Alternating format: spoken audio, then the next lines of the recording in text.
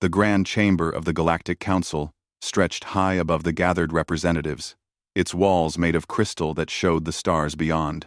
12 species had ruled the galaxy for over 3,000 years, and today they met to discuss a problem. That problem was humanity. Councillor Vreth stood at the center podium, his forearms spread wide in a gesture of authority. The Caltharian leader had called this emergency session, and his voice echoed through the massive hall. Fellow council members, we can no longer ignore the human threat. They expand too fast. They learn too quickly. They refuse to accept their place in our order. Ambassador Jiwan sat in the observation gallery, her hands clenched tight. She had represented humanity at the council for 5 years, always fighting for her people's rights. Today she felt a cold fear in her stomach. The other ambassadors would not even look at her. The humans arrived in our space only 200 years ago, Vreth continued. In that time, they have colonized 40 systems. They have developed technologies that took our ancestors millennia to discover. They ask questions about everything. They challenge our laws. They refuse to stay in their assigned territory. Another counselor, a floating being called Thane, from the Siraxi species, spoke up. Her voice was soft but carried through the chamber. Perhaps we have been too harsh. The humans are curious. Yes, but they have not attacked anyone. They trade fairly. They respect treaties. They respect nothing. Vreth slammed one of his arms on the podium. Just last month, a human exploration ship entered the Forbidden Zone near the Xal Nebula.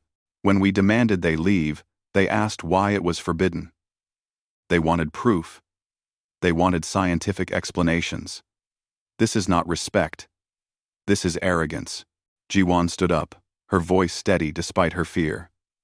Councillor Vreth, my people did not know about the prohibition. We apologized. We withdrew immediately.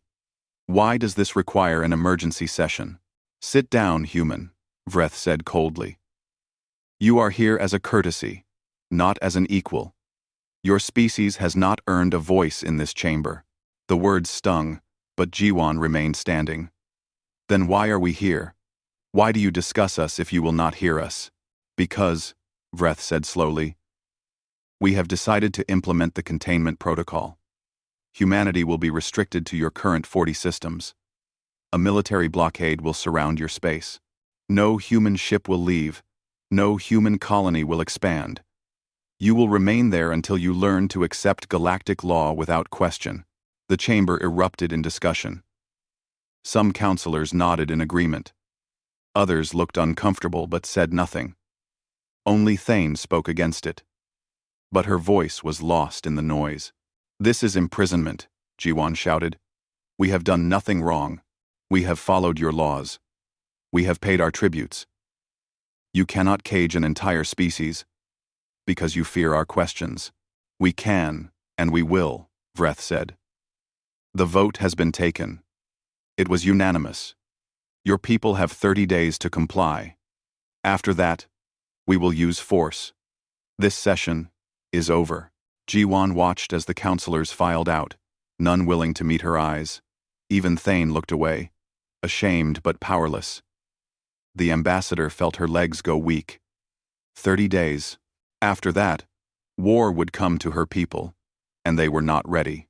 Far across the galaxy, in the darkness between stars, the human warship, Silent Verdict, drifted in complete silence. Captain Daehyun stood on the bridge, reading the encrypted message for the 3rd time. His crew waited, watching their commander's face for any sign of emotion. Lieutenant Minji, he said finally. What's our position? The tactical officer checked her screens. We're in the outer reach. Captain. About 3 weeks from human space at maximum speed. We've been on this stealth test mission for 2 years now. All systems are functioning perfectly. The council sensors still can't detect us. Daehyun nodded slowly. The Silent Verdict was humanity's greatest secret. For 5 years, the best scientists and engineers had worked on this ship. It could hide from any sensor. Its weapons could punch through any shield. Its engines could outrun anything in space. But it had never been tested in real combat. It was supposed to be their insurance, their hidden guardian in case the galaxy turned against them. Now, it seemed, that day had come. "Engineer Hyun-woo," Dae-hyun called out. "How long can we maintain stealth operations?" The engineer looked up from his station. "Indefinitely, sir. The dark matter reactor is stable. We can stay invisible for years if needed. The quantum phase cloak uses almost no power." Quote, "And our weapons? The neural-linked targeting system is online. Plasma lances are charged. The graviton missiles are ready. Everything works better than we hoped, Captain, but we've never fired on a real target. We don't know how they'll perform under combat conditions." Dae-hyun walked to the large window at the front of the bridge. Outside, the stars burned cold and distant. His ship carried 300 crew members, 300 souls who had volunteered for a secret mission. They had left behind families, friends, and lives. They had trained in isolation, knowing that if war came, they might be humanity's only hope. "Sir," said Lieutenant Salmon from the communications station, "I'm picking up Council military transmissions. They're assembling a fleet. Over 500 warships gathering near their homeworld. It's the largest fleet movement in recorded history." "Where are they going?" Minji asked, though everyone already knew the answer. "Toward human space," Salmon replied quietly. "They're preparing for the blockade. Intelligence estimates they'll reach our borders in 2 weeks." The bridge fell silent. 2 weeks. Their defense fleet had maybe 80 ships, and most of those were cargo vessels with guns attached. Against 500 Council warships, humanity would last minutes, not hours. Dae-hyun made his decision. "Change course. Take us to the Council staging grounds. We're going to position ourselves in the debris field near their assembly point." "And course, Captain?" Minji looked confused. "That's not the plan. We're supposed to return home and help defend our borders. One ship won't save our borders," Dae-hyun said. "Even this ship. But if we can hit them before they're organized, before they jump to hyperspace, maybe we can change their minds. Maybe we can show them that humanity is not easy prey." "You're talking about attacking 500 warships with one ship," Hyun-woo said. "That's suicide." "Maybe," Dae-hyun agreed. "But I'm not ordering anyone to follow me. This mission was supposed to be a test. Now it's become something else. I'll understand if anyone wants to return home. We can drop you at the nearest station." The crew looked at each other. Then Minji spoke. "With respect, Captain. Shut up. We're not going anywhere. If humanity needs us, we're ready." Around the bridge, heads nodded. Salmon smiled. Hyun-woo grinned. Even the young specialist Eunji at the weapons station straightened her shoulders. "Then let's go to work," Dae-hyun said. "We have 2 weeks to prepare. By the time the Council fleet is ready to move, we'll be waiting for them, and they're going to learn something about humanity they should have known from the beginning. We don't surrender. We don't give up. And we definitely don't go quietly into cages." The silent verdict turned in space, a ghost in the darkness, and began its journey toward destiny. Earth's defense headquarters buzzed with activity. Admiral Taejin stood in the command center, watching screens that showed their entire fleet. 83 ships. That was all humanity had to defend 40 systems and billions of lives. He had been a military man for 30 years, and he knew what these numbers meant. They were going to lose. "Admiral," said an aide, "the Council fleet is confirmed. 512 warships. They'll reach our borders in 13 days. Taejin nodded but said nothing. Around him, officers worked frantically, trying to organize defenses that everyone knew would not be enough. They could evacuate some civilians, hide others in deep space stations. But they could not save everyone. Not even close. "What about the silent verdict?" someone asked. "Can we recall them?" "No contact," Taejin said. "They're running dark. That's the whole point of a stealth ship. We won't hear from Captain Dae-hyun unless he decides to break silence. In his heart, Taejin hoped Daehyun would stay hidden. One ship, even an advanced one, would not change the outcome. Better to preserve it for later, for the resistance that would come after the Council occupied human space. But he could not order it. The silent verdict was beyond his reach now. Aboard that very ship, the crew worked around the clock. Engineer Hyunwoo had not slept in 2 days. He moved through the ship's systems, checking every connection, every power relay, every weapon capacitor. The silent verdict was a masterpiece of human engineering, but it had never faced real combat. Everything had to work perfectly, or they would die in seconds. "How's the reactor?" asked Lieutenant Minji, stopping by the engineering bay. "Beautiful," Hyunwoo said, his eyes red from fatigue. "The dark matter containment is stable. We're producing more power than we can use. The stealth systems barely drain anything. Ost of 9, the next D. The next D. Honestly, this ship is a miracle. Can the weapons handle sustained fire?" Hyunwoo paused. "In theory, yes. The plasma lances can fire continuously for about 30 seconds before they need to cool down. The graviton missiles reload every 8 seconds. We have enough ammunition for maybe 200 shots. After that, we're down to conventional railguns. 200 shots against 500 ships," Minji said quietly. "We'll need to make every shot count." "I've been working on that," Hyunwoo said, pulling up a holographic display. "The neural link targeting system connects directly to Eunji's brain. She thinks about a target. And the weapons fire. No delay. No human error. In simulations, her accuracy is 98%. Simulations aren't real battle. I know. But it's all we have." In the crew quarters, Specialist Eunji sat alone, her hands shaking. She was 24 years old. She had joined the military because it paid for her education. She never thought she would have to kill anyone. Now she might have to kill thousands. Lieutenant Salmon found her there. The communications officer sat down beside the younger woman. "Can't sleep? Every time I close my eyes, I see it," Eunji said. "The targeting computer shows me ships, but those ships have people inside them. Thousands of people. And I'm supposed to destroy them. Those people are coming to cage us," Salmon said gently. "To imprison humanity. To make sure we never grow, never explore, never reach our potential. They made that choice. They're following orders. Most of them probably don't even want this fight." "You're right," Salmon admitted.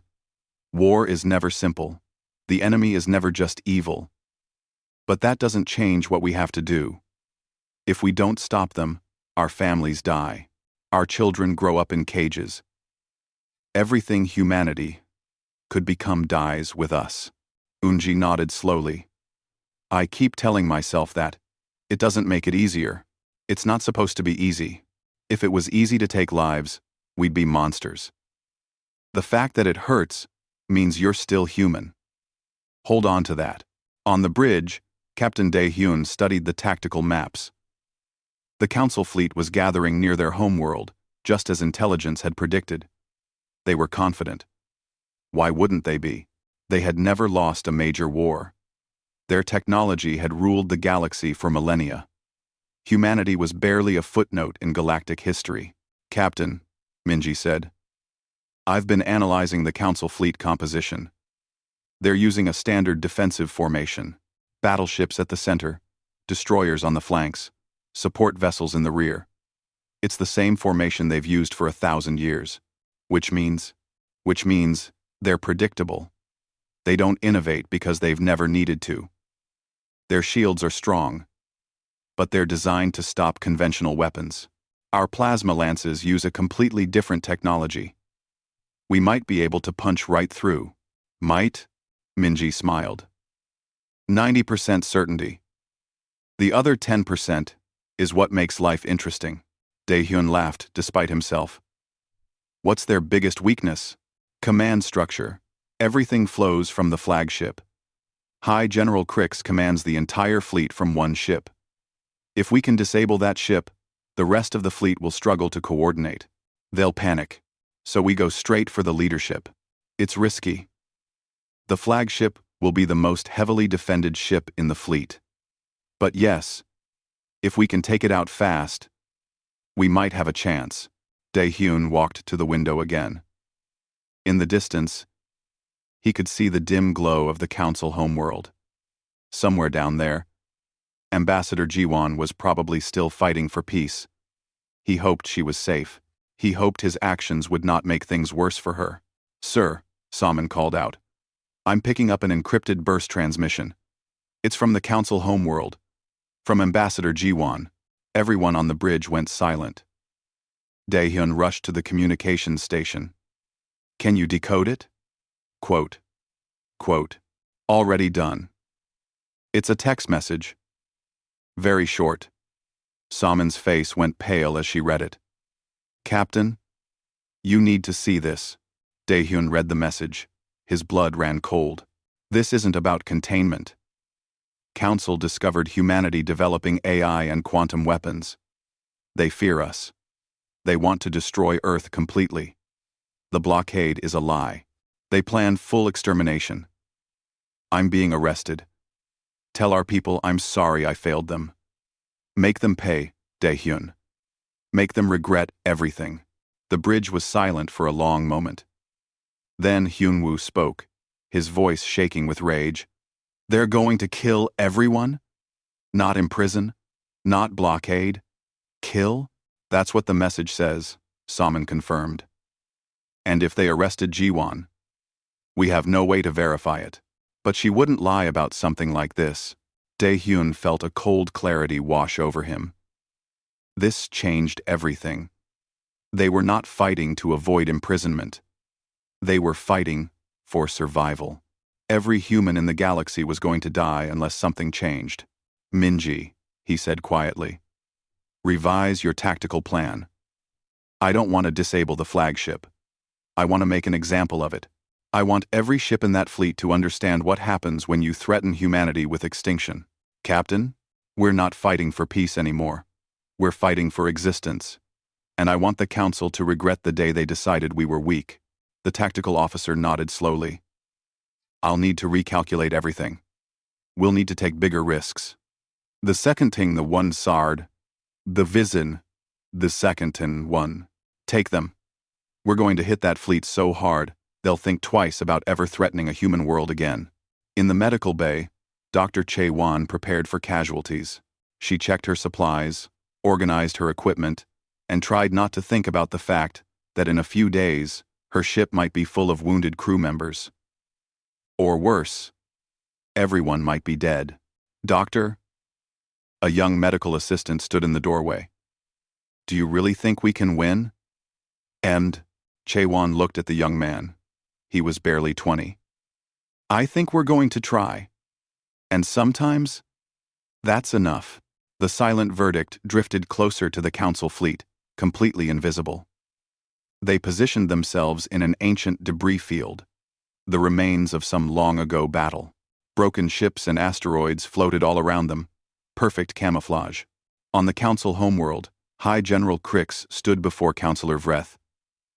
"Good," Vreth said. "And you understand your orders? No survivors. No negotiations. Humanity must be completely eliminated. I understand. It will be the shortest war in history. The humans have no significant military. This will barely be a battle. Crowned. Don't underestimate them. They're clever, these humans. Clever doesn't win wars, Counselor. Ships win wars. Weapons win wars. And we have 500 of the most advanced warships in the galaxy. The humans have cargo freighters with guns. This isn't a war. It's an extermination. All." Vreth nodded slowly. "Then go. And make sure no human survives to threaten us again." Vreth nodded / "No human survives. Unders no human. Something. Unders no." Aboard the silent verdict, Dae-hyun gathered his senior officers. "In 3 days, The Council fleet will jump to hyperspace. They'll reach human space in 10 days after that. We have 3 days to prepare, and then we strike. This is going to be the hardest fight any of us have ever faced. Most likely, we're going to die. No one spoke. They all knew the odds. But if we die, Daehyun continued, we're going to take as many of them with us as possible. We're going to show the galaxy that humanity does not go gentle into extinction. We're going to make them bleed. We're going to make them fear. And maybe, just maybe, we're going to survive long enough to warn our people that they need to run. Or, Minji said quietly, maybe we're going to win. Daehyun smiled. Yeah, or maybe that. Captain Yunho stood on the bridge of the defense station at humanity's border. Behind him, 83 ships waited in formation. They were merchant vessels converted to warships, old military cruisers, even a few private yachts with missile pods attached. It was pathetic. He knew it. His crew knew it. But they were all humanity had. Captain, said his sensor officer. Hyperspace signatures. Multiple. Very multiple. How many? I'm counting over 500 contacts. It's the Council fleet, sir. They're here. Yunho felt his stomach drop. They had hoped for more time. Instead, the Council had arrived early. He took a deep breath and opened the fleet-wide channel. All ships, battle stations, I know what we're facing. I know the odds. But we're not here to win. We're here to buy time. Every minute we survive is another minute for civilians to evacuate. Make every shot count. Make them work for it. The Council fleet emerged from hyperspace in perfect formation. It was beautiful, in a terrible way. Like watching a storm approach. Hundreds of massive warships, their hulls gleaming with shields, their weapons already charging. At the center, the flagship stood twice the size of any other vessel. High General Crix sat in his command chair, viewing the pathetic human fleet ahead. Is this a joke? I count less than 100 ships. Where are their defenses? Jopt. Sensors show no other significant military presence in the system, General, replied his tactical officer. This appears to be their entire fleet. Then this will be over quickly. Crix opened a communication channel. Human vessels. This is High General Crix of the Galactic Council. You are ordered to power down your weapons and surrender immediately. You have 1 hour to comply. Yunho's face appeared on the screen. General Crix, I am Captain Yunho of the Human Defense Force. I cannot surrender. I will not surrender. If you want to pass through this border, you'll have to go through us. Crix laughed. So be it. Prepare to fire. Far beyond the sensors of both fleets, in the ancient debris field, the silent verdict waited. Captain Daehyun watched everything unfold on his screens. His crew was at battle stations, every system charged and ready. They're going to massacre our defense fleet, Minji said quietly. Yunho can't possibly hold them. Man. He knows that, Daehyun replied. He's stalling, giving us time to make our move. Captain, Hyunwoo called from engineering. All systems are optimal. The cloak is stable. Weapons are hot. We're ready. Unji sat at her weapons station, her hands steady despite the fear in her heart. The neural link interface connected to her temples, giving her a direct connection to the ship's targeting systems. She could feel the weapons, sense their power, almost as if they were extensions of her own body. 30 minutes until they open fire on our fleet, Salmon reported. Daehyun made his decision. Minji, plot a course directly into the center of their formation. Hyunwoo, prepare to drop cloak on my mark. Unji, your first targets are the command ship's communication arrays. I want Crix blind and deaf before he knows what's happening. Understood, Captain. The silent verdict began to move, gliding silently through space, like a shark through water. No sensor detected it. No guard noticed. It passed through the Council fleet's outer perimeter, then their middle screen, then into the very heart of their formation. At the human border, Captain Yunho watched the countdown. 20 minutes until the council opened fire. He had already said his goodbyes to his family through recorded messages. He had made peace with death. Now he just waited. "Sir," his sensor officer said suddenly. "I'm getting strange readings. There's something in the debris field near the council fleet. But it's not there. Like a ghost." "Explain." "I can't, sir. It's just weird distortions. Probably nothing. Equipment malfunction maybe." But Yunho felt a strange hope. "Keep watching it. Tell me if anything changes." Aboard the council flagship, High General Crix grew impatient. "How much longer?" 15 minutes, General. Then the human fleet will be in optimal firing range. I'm tired of waiting. Open fire now." "But sir, they're still outside." "I said now." The council fleet began powering weapons. Hundreds of targeting locks activated. The human defense fleet was about to die. And then space itself seemed to tear apart. The silent verdict dropped its cloak directly in the center of the council formation, appearing out of nowhere like a ghost becoming solid. It was massive, larger than any human ship the council had ever seen. Its hull black as space itself. Its weapons already glowing with power. For a moment, everyone on both sides simply stared in shock. Then, Unji fired. The plasma lances struck with perfect precision. They bypassed the flagship's shields as if they were not there, cutting through armor, destroying communication arrays, and crippling sensor clusters. In 3 seconds, the most powerful ship in the fleet was blind and unable to coordinate with other vessels. "What is that?" Crix screamed. "Where did it come from?" No one could answer. His communications were down, his sensors were scrambled, and the mysterious human ship was already moving. The silent verdict spun in space with impossible grace.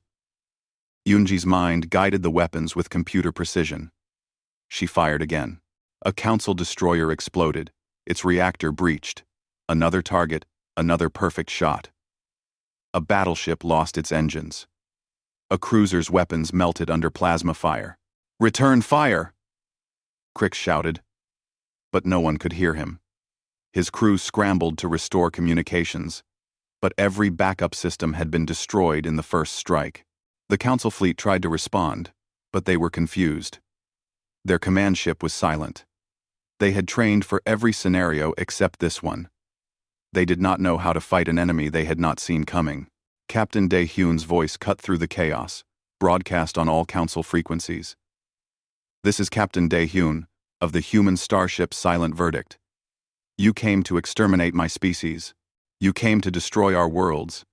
Now you will learn what it means to threaten humanity." Minji guided the ship through the enemy formation with precision. They cloaked for 10 seconds, reappeared behind a cluster of destroyers, fired, then cloaked again. The council ships could not track them. They fired at where the silent verdict had been, hitting their own vessels in the confusion. "Damage report," Daehyun called out. "Minor hits to secondary shields," Hyunwoo reported. "We're at 98% efficiency. They can't target us fast enough." But the numbers were still overwhelming. 500 ships against 1. The council began recovering from their shock. Officers took command of individual vessels. They stopped trying to coordinate and just fired at anything that appeared. The silent verdict took its first real hit. The ship shook violently. Alarms blared. "Shield Generator 3 is down," Hyunwoo shouted. "Compensating with backup systems. Medical bay, prepare for casualties." Chaewon's voice came over the intercom. Yoonji gritted her teeth and kept firing. Her accuracy never wavered. Every shot hit. Every target fell. But there were so many targets. Then something unexpected happened. Sub-Commander Lyrics of the Caltharian forces watched the battle from his cruiser. He saw the human ship fighting with precision and grace. He saw his own fleet firing wildly, hitting their own ships as often as the enemy. He saw the courage of 300 humans facing 500 council vessels. And he saw something else. The human ship was targeting weapons and engines, not life support. It was trying not to kill unnecessarily. Even in this desperate battle, Even facing extermination, the humans were showing restraint. "This is wrong," Lyrics said to his crew. "We came to destroy a species that has done nothing but survive. We call them dangerous, but we're the ones threatening genocide. I will not be part of this." "Sir?" His tactical officer looked shocked. "Power down weapons. Send a message to our squadron. Stand down. We're withdrawing from this battle. But General Crix will have you executed for cowardice." "Then let him try. I'd rather die with honor than live knowing I helped murder billions." One by one, Lyrics' squadron powered down and began withdrawing from the battle. Other council ships noticed. Some commanders were furious, but others hesitated. They had seen the same things Lyrics had seen. They began questioning their orders. The council fleet was fracturing. Aboard the Silent Verdict, Salmon noticed the change. "Captain, we're reading multiple ships standing down. They're withdrawing from formation." "Oh, how many?" 30 ships so far." "No, 40. Daehyun saw the opportunity. He opened a channel to all council vessels. "I am giving you one chance. Withdraw now and live. Continue this attack, and I will destroy every ship in this fleet.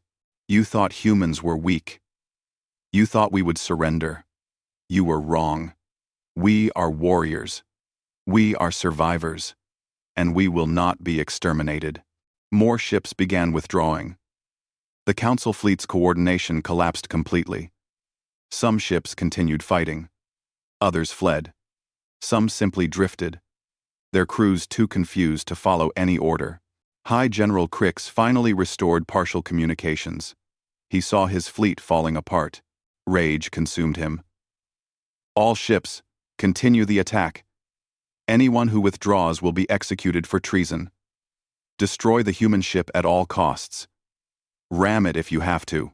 But only a handful of ships obeyed. Crix's flagship accelerated toward the Silent Verdict, weapons blazing. It was a suicide run. A final, desperate attempt to destroy the enemy. Unji locked onto the flagship. Her finger hovered over the firing control. One shot would destroy it. Kill everyone aboard. End this. "Captain?" she asked. Daehyun watched the flagship approach. "Disable it. Don't destroy it. Weapons and engines only." Unji fired with perfect precision. The plasma lances carved through the flagship's weapon systems, then crippled its engines. The massive vessel went dark, drifting helplessly in space, but life support remained intact. The crew would survive. Silence fell over the battlefield. The council fleet was scattered, broken. Over 40 ships had been destroyed. Hundreds more were damaged. And they had barely scratched the human vessel. Captain Daehyun broadcast one final message. "This ends now. Leave our space. Return to your council. And tell them that if they ever threaten humanity again, there will be no mercy. The Silent Verdict is just one ship. Imagine what we could do with 100. The bluff was perfect. The council ships did not know this was humanity's only advanced warship. They believed it was just the beginning. One by one, the council ships jumped to hyperspace. They fled, carrying news of their defeat back to their homeworld. Only the disabled flagship remained, drifting among the debris of the battle. Inside, High General Crix sat in darkness, knowing his career was over, knowing he had lost the unlosable battle. The Galactic Council chamber erupted into chaos. Councilors shouted over each other, their voices mixing into an unintelligible roar. On the massive screens surrounding the room, live footage showed their grand fleet retreating in disgrace, leaving behind wreckage and the disabled flagship. Councilor Vreeth slammed all 4 of his arms against his podium. "Silence! I demand silence!" But no one listened. The Saraxi Councilor Thane stood, her form glowing with anger. "You promised us a quick victory, Vreeth. You said the humans were primitives. You said they had no significant military. And now we've lost over 40 ships to a single human vessel. A single ship. Vreeth." "It's impossible," another councilor shouted. "Our intelligence said, Your intelligence was wrong, Thane interrupted. Or you ignored what you didn't want to hear. The humans have been developing technology at an exponential rate. While we grew comfortable with our power, they pushed boundaries. While we celebrated our ancient superiority, they innovated. And now, we've paid the price for our arrogance. Vreth's skin changed color, a sign of deep anger in Caltharian physiology. We were protecting the galaxy from a dangerous species. The humans question everything. They refuse to follow established order. They must be controlled. Controlled? Thane's voice rose. You didn't plan to control them, Vreth. I've seen the classified orders. You planned to exterminate them. You ordered genocide. And you did it without full council approval. The chamber fell silent. Other councillors stared at Vreth with horror. Is this true? Demanded the Vraxian councillor. Did you order the complete destruction of the human species? Vreth hesitated, then lifted his head defiantly. Yes, I did. Because in 50 years, maybe 100, the humans would have become unstoppable. Their technology grows faster than anything we've ever seen. Their curiosity drives them to break every boundary. I made the hard choice to protect our civilization before it was too late. Bye. You made the choice to commit genocide, Thane said coldly. Without consultation. Without full council vote. You used your authority to order mass murder. And now, because of your actions, we are at war with a species we cannot defeat. On the council homeworld, Ambassador Jiwan sat in a detention cell. She had been there for 3 days, locked away after sending her warning to Captain Daehyun. The guards had taken her communications equipment, but they had not been unkind to her. Many of them seemed ashamed. The door opened. Instead of a guard, Counselor Thane entered. Ambassador Jiwan, Thane said softly. I owe you an apology. I should have fought harder against this madness. Jiwan stood slowly. Why are you here? To release you. And to ask for your help. The Council is in crisis. We've lost nearly 40 ships to your vessel. The silent verdict. Hundreds more are damaged. Our fleet has retreated, and now councillors are calling for Vreth's removal. Good. He deserves worse than removal. I agree. But the situation is complicated. Some councillors want to continue the war. They say we cannot back down, or will look weak to the entire galaxy. Others want peace, but don't know how to achieve it after what we've done. Jiwan felt a cold satisfaction. You created this situation. You solve it. We cannot. Not without you. You're the only human representative we have. If you speak before the council, if you help us find a path to peace, we can end this before more lives are lost on both sides. Why would I help you? You tried to exterminate my species. Because, Thane said quietly, your Captain Daehyun showed mercy when he could have destroyed our flagship. He could have killed High General Crix and everyone aboard. Instead, he disabled the ship and left them alive. That mercy is the only reason I believe peace is possible. If humans can show restraint even in battle, perhaps we can learn to do the same. Jiwan considered this. She thought about Daehyun, about the message she had sent him. She had told him to make the council pay, but instead of seeking revenge, he had shown the galaxy that humans were capable of both strength and mercy. I'll speak to the council, she said finally. But I have conditions. Aboard the silent verdict, Dr. Chaewon worked in the medical bay. The battle had been short but intense. 12 crew members had been injured when the ship took hits. Most were minor injuries, but 2 were serious. She worked carefully, repairing damaged tissue with medical nanobots. Doctor? One of her patients, a young technician named Minho, looked up at her. Did we win? We survived, Chaewon said. And the council fleet retreated. I suppose that counts as winning. I heard we destroyed 40 of their ships. Is that true? Tres? Now? 20 29. It's true. Minho was quiet for a moment. How many people do you think were on those ships? Chaewon paused in her work. She had been trying not to think about that. Thousands. Maybe tens of thousands. I helped maintain the weapon systems. Does that make me responsible for their deaths? Bud. Does that make me responsible? The doctor sat down beside the young man. War is complicated. Those ships came to destroy our worlds, to kill billions of humans. We defended ourselves. But yes, people died. Good people, probably. People with families and dreams. That's the tragedy of war. There are no clean hands. How do you deal with it? Honestly, I don't know yet. I just keep working. Keep helping. Try to save as many lives as I can. She touched his shoulder gently. But feeling guilty means you're still human. Don't lose that. On the bridge, Captain Dae-hyun watched the last council ships jump to hyperspace. His fleet had won, but he felt no joy. Around him, his crew was exhausted. They had been at battle stations for 6 hours. Stand down from battle stations, he ordered. All departments.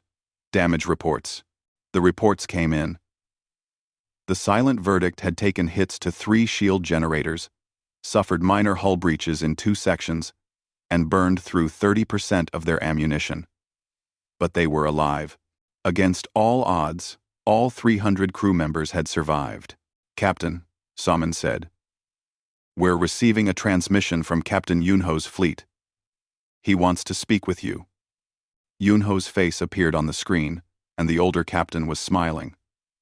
Captain Dae-hyun, I don't know what you just did, but you saved humanity. We watched the whole battle. It was the most incredible thing I've ever seen. We got lucky, Dae-hyun said. Luck had nothing to do with it. That was skill, courage, and perfect execution. Admiral Tae-jin wants to speak with you immediately. The entire fleet is asking about the silent verdict. Where did you come from? What technology are you using? That's classified, sir. Not anymore. It isn't. The whole galaxy just saw what human engineering can do. The secret is out. Endry. Endwhere. Dae-hyun realized Yunho was right. They had planned to keep the silent verdict hidden, a secret weapon for desperate times. Now, everyone knew. The council would be studying the battle footage, trying to figure out human technology. Other species would be asking questions. What do we do now, Captain? Minji asked after the communication ended. We go home, Dae-hyun said. And we hope we bought humanity enough time to prepare for whatever comes next. In the wreckage of the battle, Sub-Commander Lyrix's ship approached the disabled council flagship. He had volunteered to rescue the crew, knowing it might cost him his career, but he had made his choice during the battle, and he would not back down now. His crew boarded the flagship and found High General Crix in the command center, sitting in darkness. The general looked up as Lyrix entered. Come to arrest me for cowardice? Crix asked bitterly. No, sir. I came to rescue you, and to tell you that I stood down during the battle. So if anyone is being arrested for cowardice, it should be me. You disobeyed orders? I refuse to participate in genocide. There's a difference. Crix was silent for a long moment. I've been a soldier for 50 years. I've fought in a dozen wars. I've never lost before today. And I've never felt so ashamed of a victory I didn't achieve. Sir, the humans could have killed us all. Their ship had the power. I saw the weapons data. One more shot and this flagship would have been destroyed. Everyone aboard would have died. But they chose mercy. They gave us a chance to retreat, and I repaid that mercy by ordering a suicide attack. Crix's voice cracked. What kind of soldier am I? And Crick. And Crix's voice cracked. Crix's voice. Crix's voice. The kind who can learn, Lyrix said quietly. Come, sir. Let's get you and your crew to safety. Back on Earth, Admiral Taejin watched the battle footage for the 10th time. Each viewing showed him something new. The silent verdicts, incredible technology. Captain Dae-hyun's brilliant tactics. Lieutenant Yoonji's perfect targeting. It was a masterpiece of military execution. But what impressed him most was the restraint. In the heat of battle, facing extermination, Dae-hyun had remembered to show mercy. That took a special kind of strength. Admiral, an aide interrupted. We're getting reports from across human space. People are celebrating in the streets. They're calling the silent verdict a miracle. They're saying we're saved. We're not saved, Taejin said. We've just proven we can fight. That might make the council respect us, or it might make them fear us more. Either way, this war isn't over. It's just beginning. He turned to his staff. I want every shipyard working triple shifts. I want every engineer studying the silent verdicts technology. And I want volunteers for new crews. If one ship could do this much damage, imagine what a fleet could do. Sir, we don't have the resources to build a fleet like that. Then we find the resources. The galaxy just learned that humanity can defend itself. Now we need to make sure we can keep defending ourselves. Because the council will come back, and next time, they'll be prepared. In the council chambers, the vote was concluded. Councillor Vreth was removed from his position. He would face trial for ordering genocide without proper authority. Several other councillors who had supported him also lost their positions. Councillor Thane stood at the central podium, now acting as the council's voice. Bring in Ambassador Jiwon. It's time we started talking about peace instead of war. As Jiwon entered the chamber, councillors from 12 species watched her. Some looked ashamed. Others looked afraid. All of them looked at her with new respect. The age of humans being seen as primitives was over. A new age had begun. The journey home took 3 weeks. The silent verdict moved slowly, conserving power and making repairs along the way. Engineer Hyunwoo worked day and night, fixing damaged systems. The ship had performed beyond expectations, but it had also taken punishment that revealed weaknesses in the design. The shield generators need complete redesign, Hyunwoo told Captain Dae-hyun. We got lucky.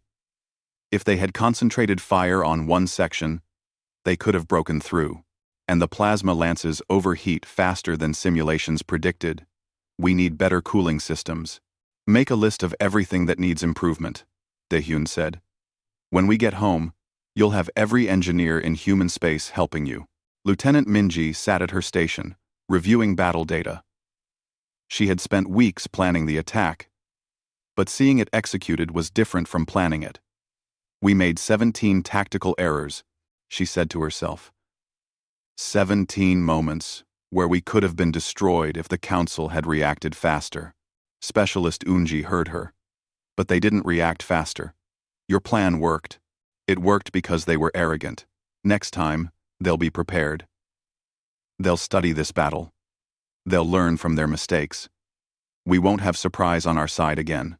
Then we'll need to be smarter, Unji said. She looked at her hands. They had stopped shaking days ago. I destroyed 6 ships, killed thousands of people. And I don't feel as bad as I thought I would. Does that make me a monster? No, Minji said gently. It makes you a soldier. The guilt will come later, when the adrenaline fades, when you're alone with your thoughts. That's when you'll need friends around you. In the medical bay, Dr. Chaewon sat with her injured patients. Most were recovering well. The 2 serious cases would need more extensive treatment when they reached home. She recorded her observations about combat medicine, noting what worked and what did not. We were lucky, she wrote in her report. The battle was short. If it had lasted hours, our medical supplies would have been insufficient. Future ships will need larger medical bays, more supplies, and more staff. War is not just about weapons. It's about keeping your people alive. Lieutenant Soman monitored communications from across the galaxy.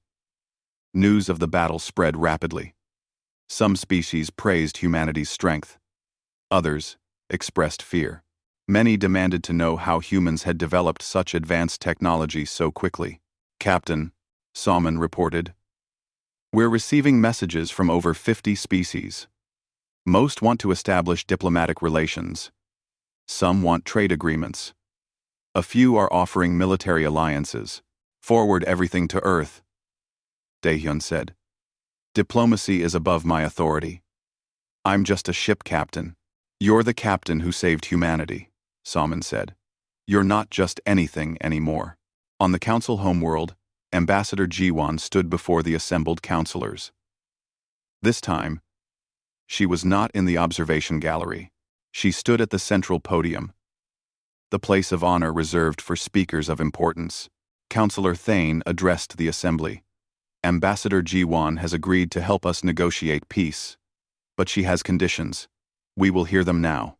Jiwon looked at the faces watching her. These beings had tried to destroy her species. Now, they wanted her help. The irony was not lost on her.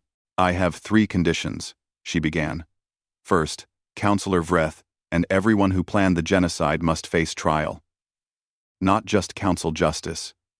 Human observers must be present. The galaxy must see that actions have consequences." Murmurs spread through the chamber, but no one objected strongly. "Second, humanity must be granted full council membership. Not as junior members or probationary status. Full voting rights, full access to council technology, and resources. We proved we deserve a place at this table." More murmurs. But again, no strong opposition. The battle had made that point clear. "Third, and most important," Jiwon continued, "the Council must establish new laws, protecting developing species. What you tried to do to us, you must never be allowed to do again. No species should face extermination, because older civilizations fear their potential." This time, the chamber erupted in discussion. Many counselors nodded in agreement. Others looked uncomfortable. The Vraxian counselor stood. "These conditions are acceptable," he said. "We have learned a painful lesson. Power without wisdom leads to catastrophe. The humans taught us this. We should be grateful they did so." With restraint, one by one, the other counselors voiced their agreement. Counselor Thane called for a vote. It was unanimous. "Then let it be recorded," Thane said. "From this day forward, humanity is a full member of the Galactic Council.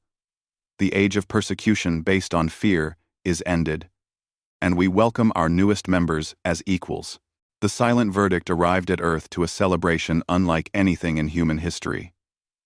Millions gathered to watch the ship land. Children waved flags. Adults cried with relief. The entire planet seemed to hold its breath as the crew emerged. Admiral Taejin met Captain Daehyun personally. The older man saluted, then embraced the younger captain. "You did the impossible, son. You saved us all." "I had a good crew," Daehyun said. "They deserve the credit. They'll get it. Every one of them will be honored. But you led them. That's what matters." The crew of the silent verdict was treated as heroes. Parades were held in major cities. News services interviewed everyone from the captain to the junior technicians. Books were written. Songs were composed. Humanity had faced extinction and survived. And they wanted to celebrate. But not everyone celebrated. Lieutenant Unji found herself struggling with fame. People called her a hero. But she felt like something else. She had killed thousands. Yes, they had come to destroy Earth. Yes, she had no choice. But they were still dead because of her actions. Dr. Chaewon found Yoonji sitting alone one evening, staring at the stars. The doctor sat beside her. "I thought it would feel different," Unji said, "being a hero. But I just feel tired." "That's because you understand the cost," Chaewon said. "Real heroes usually do. It's the ones who don't understand the cost that worry me. How do I live with what I did? The same way we all do. One day at a time. You help people. You use your skills for good. You remember that you fought for survival, not for conquest. And you talk about it. Don't keep it inside. Unji nodded slowly. Will it get easier? Some days yes. Some days no. But you won't be alone. We're all carrying this weight together. In the weeks following the battle, the truth about humanity's capabilities emerged. Admiral Taejin revealed that the silent verdict was not alone. 3 more ships were under construction, each incorporating lessons learned from the battle. Within 5 years, humanity would have a fleet of 20 advanced warships. The galaxy reacted with alarm. Some species demanded that humans share their technology. Others proposed restrictions on human expansion. But the Council, chastened by their defeat, took a different approach. We cannot restrict what we cannot control, Councillor Thane said. And trying to control humanity is what led to this crisis. Instead, we must work with them, learn from them. Perhaps their rapid development can benefit all of us. Trade agreements were signed. Technology exchanges began. Human scientists collaborated with alien researchers. The innovations that followed shocked everyone. Within a year, advances in medicine extended lifespans across the galaxy. New energy technologies reduced pollution. Agricultural improvements eliminated hunger on dozens of worlds. The humans were never our enemies, one counselor admitted. They were our greatest potential allies. We nearly destroyed them because we were too afraid to see it. Captain Dae-yun declined promotions. He chose to remain commander of the silent verdict. This ship and crew fought together, he told Admiral Taejin. We understand each other. Breaking us up would waste that bond. Lieutenant Minji accepted a position as tactical instructor.